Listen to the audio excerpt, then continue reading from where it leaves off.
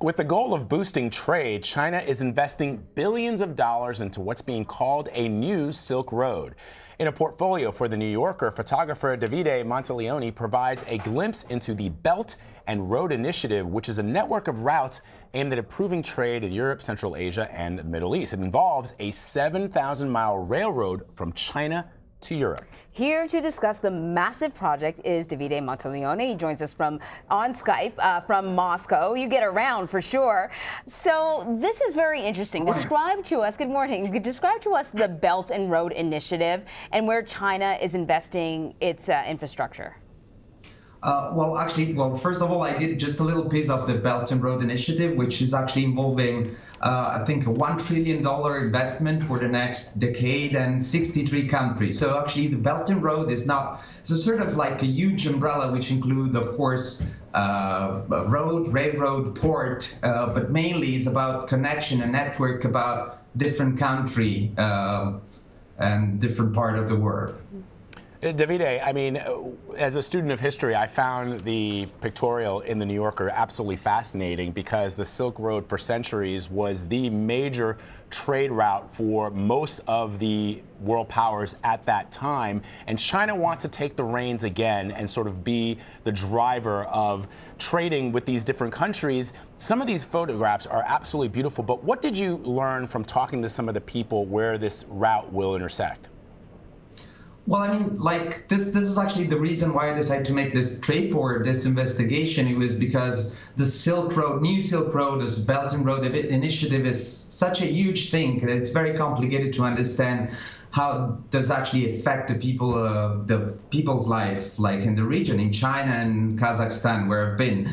Well, it seems like regular people doesn't really understand what it is. They're not very interested in what's going to happen on a global geopolitical level. They're more interested how they affect about their regular life. So little business is actually like raising up across this new railroad or new road, et cetera, et cetera. So it goes from like little business to larger and larger to like corporation, et cetera, et cetera. So there is definitely a sort of interest, but a little bit of confusion on what exactly means this Belt and Road. Right, so that's what happens when you're sort of right next to the road and you see the little portion.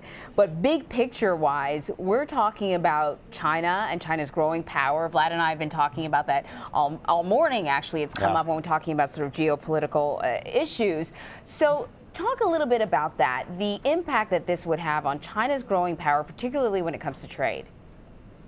Well, I mean, this is also the thing of the Belt and Road Initiative. It looks like an economical initiative, but in fact, it's probably more a foreign policy initiative. So, like with this initiative, China is actually getting network with different countries, especially with economical developing country like Kazakhstan, Central Asia, Eastern Europe. And so this is basically the sort of leverage that China will have on those countries once they start economical relation.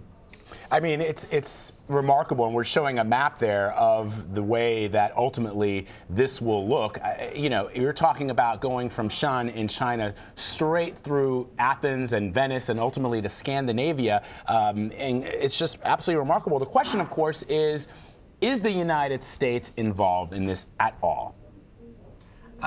It seems it's not at the moment, and I think China is not really interested at the moment about the U.S. involvement. It's more interested about leveraging its power, as I said, in Central Asia, like in places like Kazakhstan, Azerbaijan, Uzbekistan, and Eastern Europe, Middle East, Africa. So I mean, this it seems to be like a sort of competition with what U.S. have done in the past and what China wants to do in the future.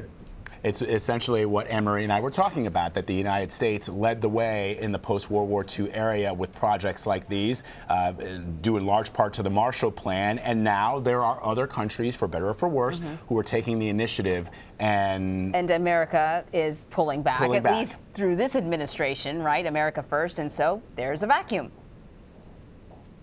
seems like. Yeah. Well, no, I mean, like, it seems like more like USA is more going into the direction of isolation and protectionism, and China is going more into the direction of global economy. Right, and leadership. And we'll have to see what the ramifications are over the long term, not just in the short-term period of election cycles. Davide Monteleone, beautiful pictures, urging everyone to go to thenewyorker.com to take a look at the pictorial that you shot. It really is incredible. Thank you so much for spending some time with us. Thank you. Thank you so much.